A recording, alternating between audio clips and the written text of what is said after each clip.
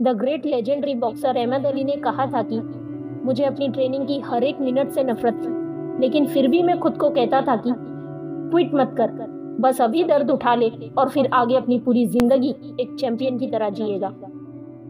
अगर किसी स्किल में मास्टरी अचीव करनी हो, किसी हैबिट को डालना या क्विट करना हो, या फिर किसी भी चीज को बेहतर बनाना हो, तो कंसिस्टेंसी ही मेन की होती है हमारी डेली प्रैक्टिस और अचीवमेंट का। लेकिन ये जो कंसिस्टेंसी प्रोसेस जितना सुनने में अच्छा लगता है ना, उतना इस रूल को फॉलो करना मुश्किल होता है, जिसके पीछे वैलिड रीजन भी है, जैसे कि रोज एक्शन लेने का मन न होना, डिसिप्लिन में न रहना या बिल्कुल भी मोटिवेट न रहना। असल में कंसिस्टेंट रहने की आदत किसी के लिए सालों की प्रैक्टिस के बाद आसान होती है और अधिकतर लोग शुरुआत में एक दिन भी इसे फॉलो नहीं कर पाते।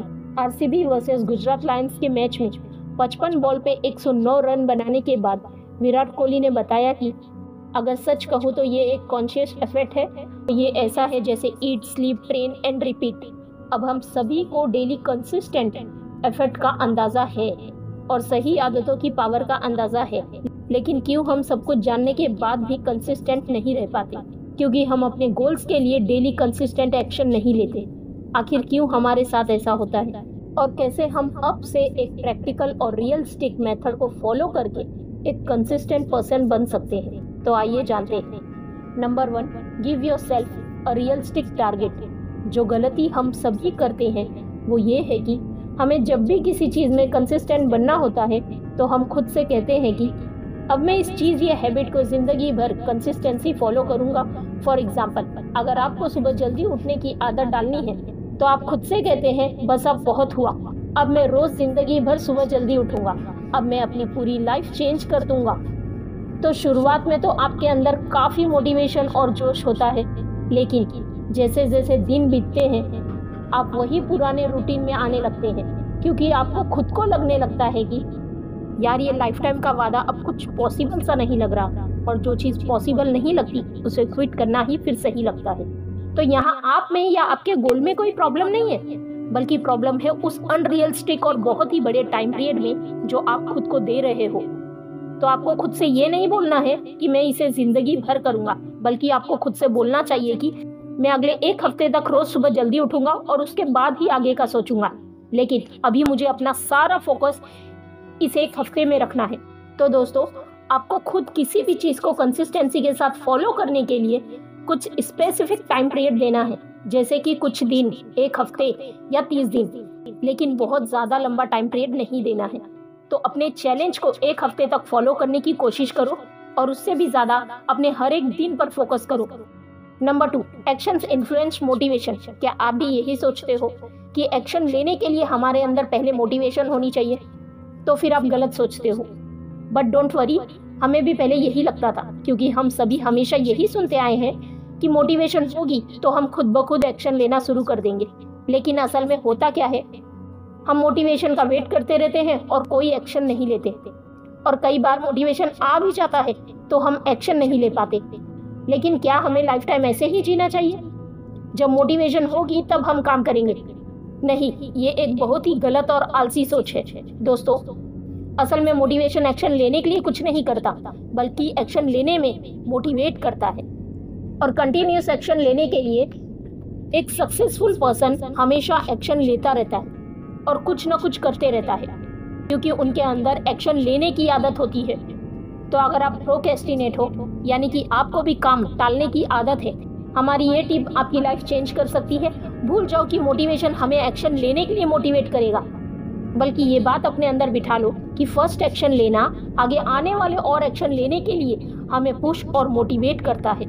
और इसे डू समथिंग प्रिंसिपल कहा जाता है, और जिसे फॉलो करने में आपकी मदद करेगा 2 मिनट्स रूल। अगर आपको पढ़ने का मन नहीं कर रहा है तो खुद से कहो, अच्छा मैं सिर्फ 2 मिनट के लिए पढ़ूंगा, उससे ज़्यादा नहीं। जब आप अपने बेड से उठोगे और डेस्क तक जाओगे और बुक्स खोलोगे तो 2 मिनट पढ़ने के बाद चांसेस ज़्यादा होंगे कि आप 30 मिनट तक पढ़ पाओ। तो आपको भी पता होगा कि सबसे ज़्यादा मुश्किल फर्स्ट स्टेप लेना ही होता है। और सिर्फ हम ही नहीं, बल्कि वर्ल्ड वाइड कई researchers, psychologist and self improvement coaches भी यही मानते हैं कि एक्शन लेना हमें मोटिवेट करता है और कंसिस्टेंसी रिएक्शन लेने में। हमारे पास बहुत ही कम समय होता है अच्छी आदतों को डालने के लिए, और वहीं एक लंबी लिस्ट होती है हमारी उन बुरी आदतों की जिन्हें हम छोड़ना चाहते हैं।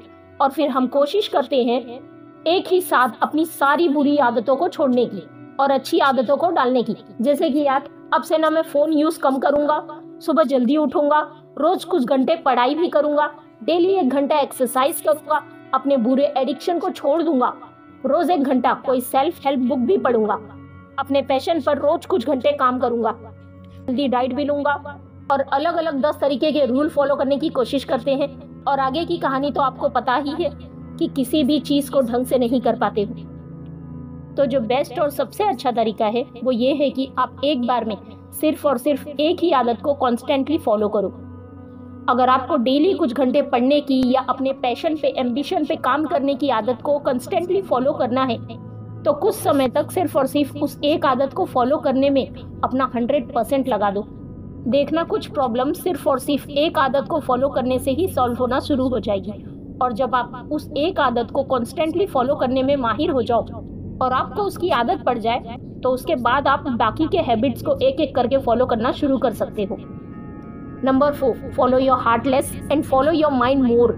जिसने भी लाइफ में कुछ बड़ा अचीव किया है वो हमेशा अपने दिमाग और दिल के बीच में एक बैलेंस बनाकर चलता है। हमारी मानो तो हमें अपने लाइफ के पावरफुल डिसीजन हमें अपने हार्ट के थ्रू लेना चाहिए और लॉजिकली डिसीजन माइंड के थ्रू। अगर आपका दिल कहता है कि आपको लाइफ में कुछ बड़ा अचीव करना है, तो ऑफ कोर्स ये आपके दिल का डिसीजन है, लेकिन उससे बड़े मुकाम तक पहुंचने के लिए आपको एक logical and practical action plan की ज़रूरत है, जिसमें आपका माइंड आपकी ज़्यादा मदद करेगा। तो डेली एक्शन लेना या किसी भी चीज़ को रोज कंस्टेंटली करना एक रेपिटेटिव प्रोसेस है, और हमारे दिल को रेपिटेटिव प्रोसेस पसंद नहीं आता।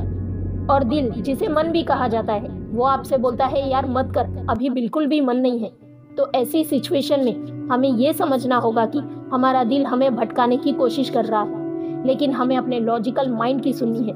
वो सही बताता है कि हमें अभी एक्शन लेना चाहिए या फिर नहीं। जब भी ऐसी सिचुएशन आती होगी, आपका मन कहता होगा यार अभी मत कर, वहीं आपका दिमाग कहता होगा यार कर ले, तेरे लिए ये जरूरी है। लेकिन 99% लोग इस वक्त अपने मन की सुनते हैं, और यही लोग फिर लाइफ टाइम एक एवरेज पर्सन बन के रह जाते हैं।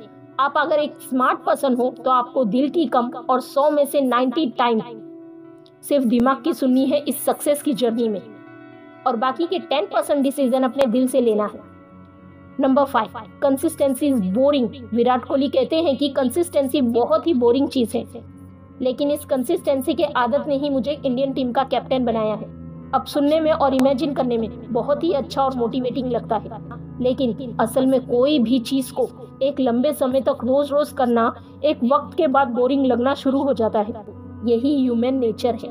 माना कि आपको चॉकलेट, बिरयानी, पिज्जा एक्स्ट्रा कितना ही पसंद क्यों ना हो, आप एक ही चीज को अगर रोज रोज 3 टाइम तक कुछ महीने भी खाओगे तो आपको उस चीज से नफरत होने लगेगी।